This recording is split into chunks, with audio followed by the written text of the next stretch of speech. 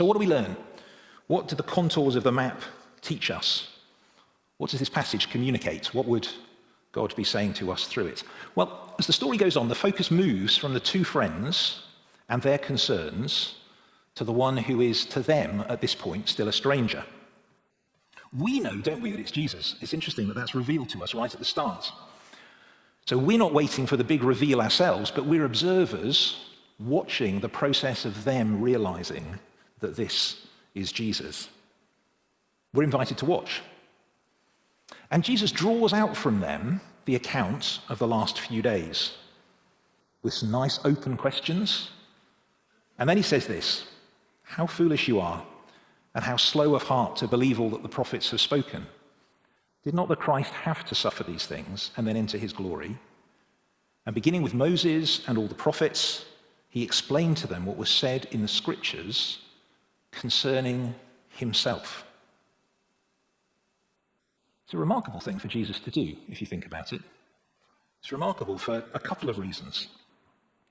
We might say, surely, Jesus, now is not the time for a Bible study, particularly an Old Testament Bible study. These men are disillusioned. Surely what they need is they need to have their hopes rekindled. Surely, Jesus, you'd do best by coming alongside them and perhaps giving them a political soundbite, something they could hold on to, something that would give them hope that what they thought was going to happen was still a possibility. But no, what Jesus does is very deliberately turn them away from their own agenda to his, to show them what really is most important. And then the second reason that it's a remarkable thing for Jesus to do is because of this implied claim that all of the scriptures speak about Jesus.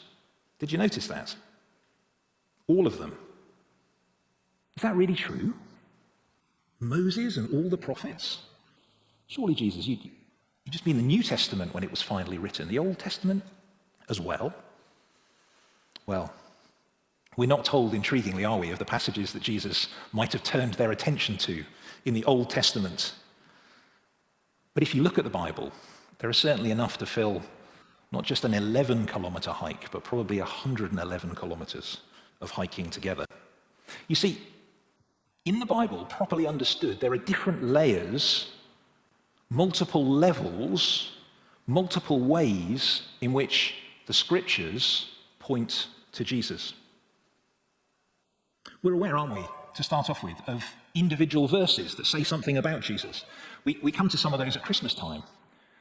Verses which predict accurately the place, for example, of Jesus' birth. Jesus could, quite rightly, have turned these disciples to those verses.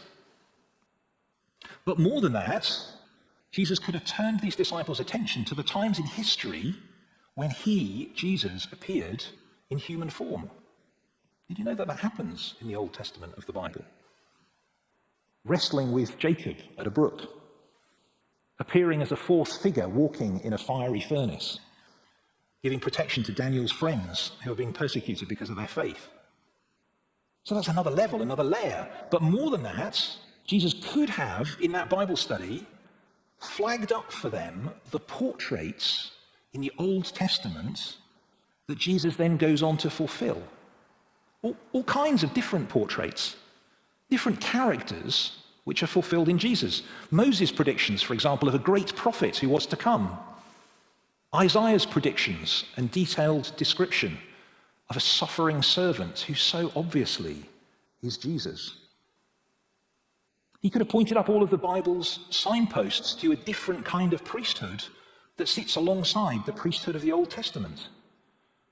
He could have gone to the Psalms and pointed up David's prediction of a king that would be like David, of David's line, but would be greater.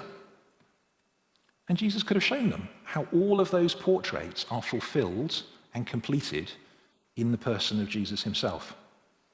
Well, there's even more. There's even another level.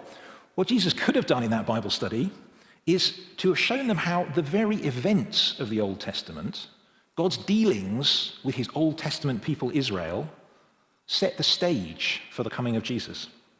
From the temple system teaching about purity and the need for forgiveness, the need for sacrifice to set people right with God, to the events in the life of Israel when they were taken down into Egypt and then they were rescued, they were redeemed by God through the Passover.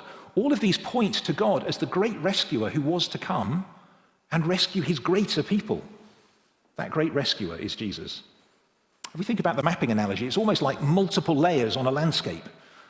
On the one hand, you can look at the waterways. There are streams that flow into brooks and then into rivers and then into bigger rivers, and they all merge down into the Thames, and then they get to the mouth of the Thames. But as well as rivers, there are roads, country lanes and B roads and A roads, and then motorways that all feed down towards the capital city. But as well as roads, there are rail routes, mainline railway lines that make their way down to a central station. And at the heart of everything, the mouth of the Thames, the destination of the road network, the mainline station, through all of it, it all points to Jesus. What a Bible study. What a thing to have explained by the one about whom the scriptures speak. Just as a little aside, for me personally, this is one of the keys to the credibility of the Christian faith. It's the cohesion of the Bible story over such a long period of time.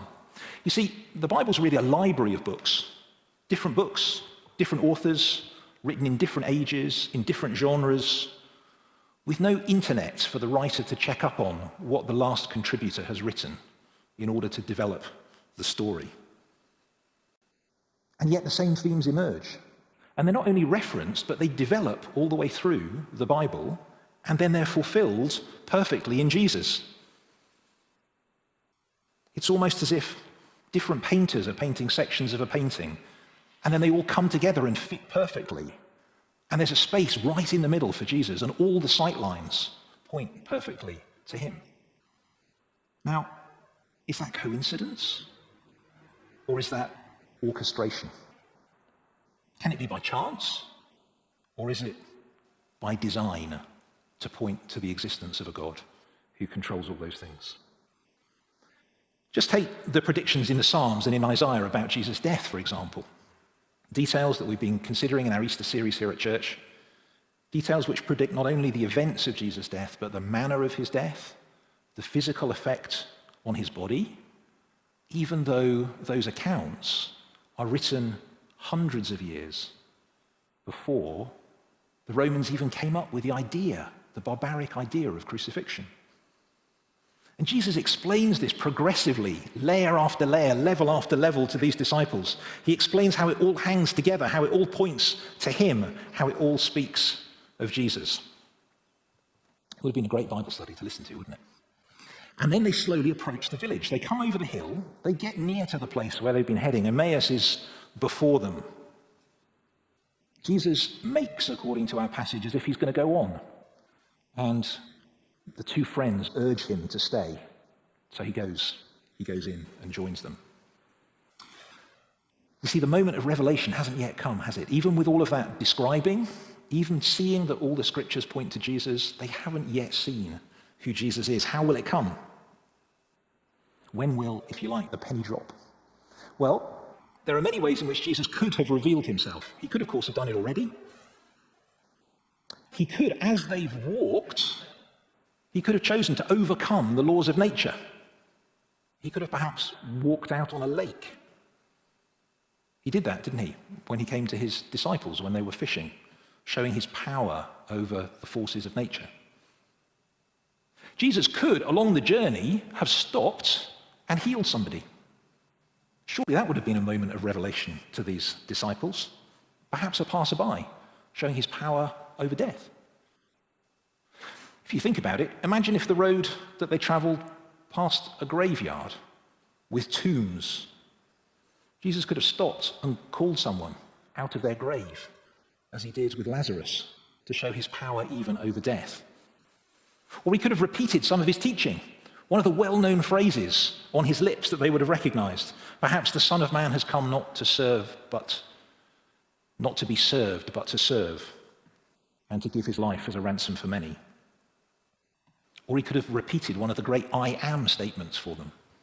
He could have just turned to them and said, look, I am the good shepherd. My sheep listen to my voice. Any of those things could have been the mechanism by which Jesus reveals who he is. But he doesn't choose any of those. Rather, he goes inside with the two friends, watches as they prepare a simple meal, and then when it comes to the time to eat, Jesus, rather than the host, takes up the bread, gives thanks, breaks it, and hands it to them. Of all of Jesus' ministry, of all of the means he could have chosen to reveal who he really is, Jesus takes them back to the Passover meal that they've shared the previous week. These two friends may even have been there. They would certainly have heard about what happened. Jesus goes back to the moment where he explains why he had to die on the cross. The words are 2 chapters early in Luke. I'll just read them to you, just listen to them. In Luke's account, it says Jesus took the bread, he gave thanks, he broke it, and he gave it to them, saying, "This is my body, which is given for you. Do this in remembrance of me." And then in the same way, after supper, he takes the cup and says, "This cup is the new covenant in my blood, which is poured out for you." Do you see what Jesus is doing? He is showing them the central importance of his death. And he's pointing out the reason for it. Remember where we started? These men thought that Jesus' death was a disaster. They thought it was a humiliation, an open demonstration of the brutal power of Rome. And what Jesus is doing is he is correcting their misunderstanding and pointing them to the true reason for it. Jesus says, my death was the goal and direction of my life. It's the reason I came. It is no disaster. And Jesus reminds them of the bread being a sign of his body given for them. I wonder if that chimed with a passage which I think it's highly likely Jesus would have referred to in that Bible study on the move. I think it's a passage that's likely to have featured, partly because the disciples in the New Testament go on to refer to it again and again and again. It's one of those passages written by Isaiah. It was written 700 years before these events, but it remains through the whole of the Bible the best description that answers the why question of the cross of Jesus. We're just going to put it up on the screen, I think, and look at those verses together. It's in Isaiah chapter 53. I encourage you to read that whole chapter and see how it speaks of Jesus. But just read these verses in verses 5 to 6. He was pierced for our transgressions. He was crushed for our iniquities. The punishment that brought us peace was upon him, and by his wounds we are healed. We all like sheep have gone astray. Each of us has turned to his own way, and the Lord has laid on him the iniquity of us all. You see the great exchange that's going on here?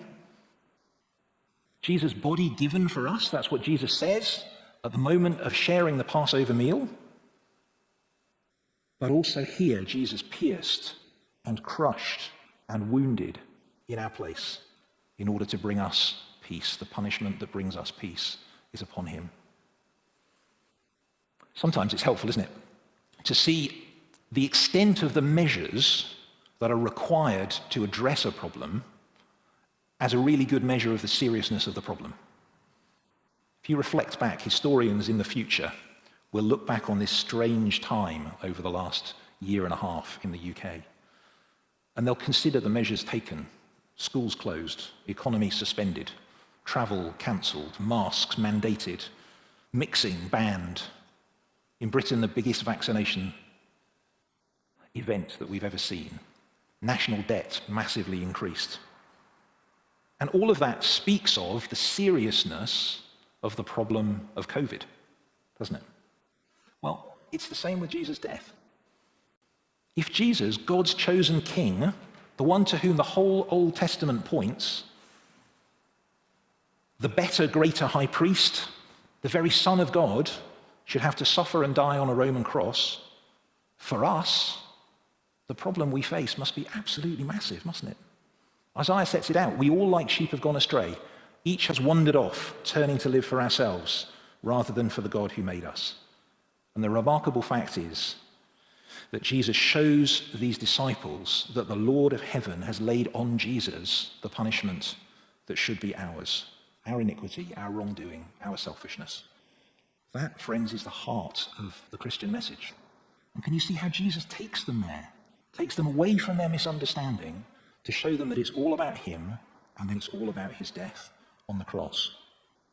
That's why Jesus came, in order to die, in order to pay the price that we would otherwise be unable to pay for ourselves, to make forgiveness possible and to enable us to re-enter relationship with the God who loves us. You see, just like the Old Testament all points towards Jesus, all the landscape tilts towards him, so in the New Testament, everything tilts and points towards the cross. Everything in Jesus' ministry, everything in Jesus' life. It's no mistake. It's why he came.